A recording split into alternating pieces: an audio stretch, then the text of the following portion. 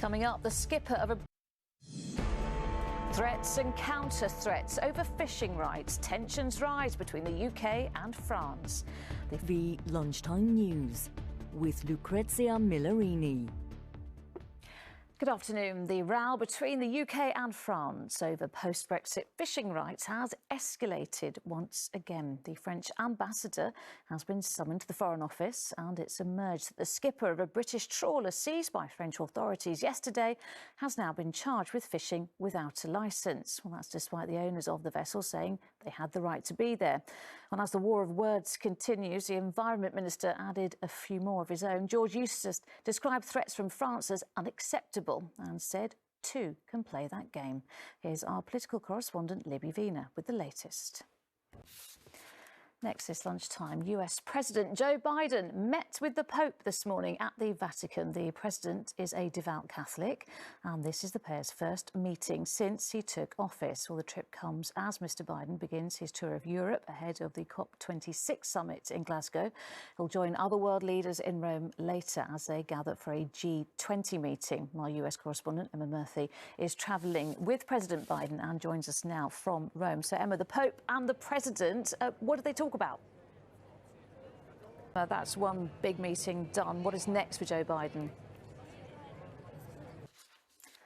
And sticking with the COP26 and climate theme, tens of thousands of people are expected to take to the streets around the world today to protest against financial investment in fossil fuels. Climate. On to other news now. Serving Metropolitan Police officers have been charged with a number of child sex offences. Now, England could become the first country in the world to prescribe e-cigarettes on the NHS. The UK's medicines regulator has updated its guidance for those who want to stop smoking. They're now encouraging manufacturers to put their e-cigarettes through the same approvals process as other medication provided by the health service. Later believes there is clear evidence e-cigarettes can help people quit smoking, but not everyone is convinced. Well, let's get more on this from Deborah Arnott, who is Chief Executive of the charity Action on Smoking and Health. Deborah, thanks so much for joining us this lunchtime. So the professor there didn't think it was such a good idea for the long term, but what do you think from the charity's perspective, and what do studies show about how effective e-cigarettes are in helping people to kick the habit? Can people become addicted to e-cigarettes, though?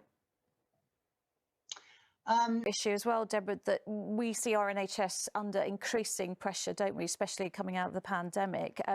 Yet, if the decision is made to hand out e-cigarettes to smokers, when you could argue, well, if you can pay almost £15 for a packet of cigarettes, you know, should we be doing this as a policy with the NHS paying for this on prescription? What's your view on that?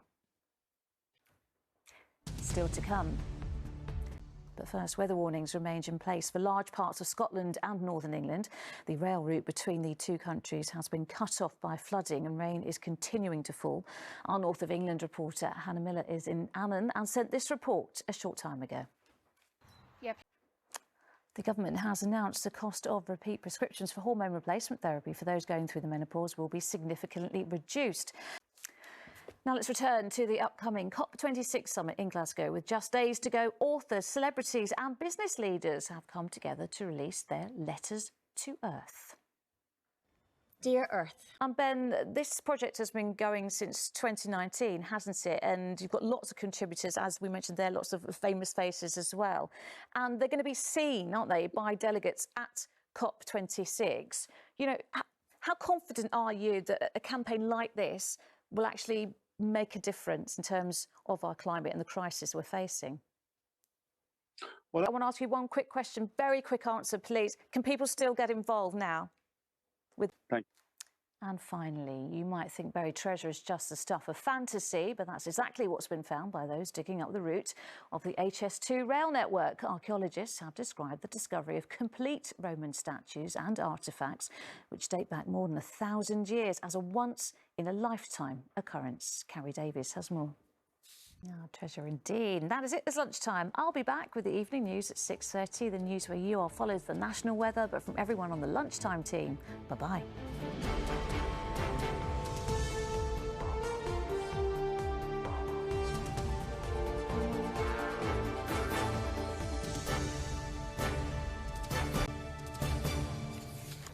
Hello again. Now the main stories in London. A Metropolitan Police officer has been charged with a number of child sex offences following an investigation. Police are appealing for witnesses following an allegation of sexual assault on a London bus. Crossrail is facing a serious funding gap of £150 million, according to MPs.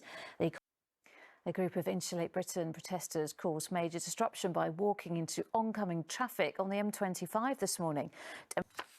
And finally, the first specialised breast cancer support centre in UK has opened in London. All right, weather now. Here's Holly. And that's it. Duncan is back at 6. Until then, enjoy your afternoon. Bye-bye.